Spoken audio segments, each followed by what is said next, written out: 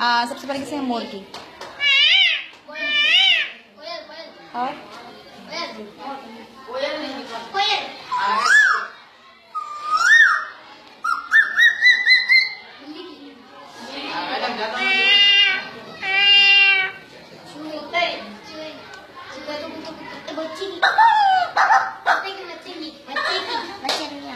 हाथी ना, छोटा वाला बच्चा, छोटा वाला बच्चा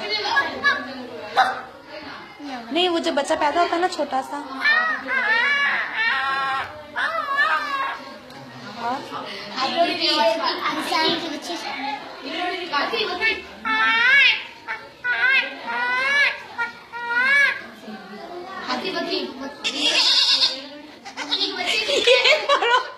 एक बारो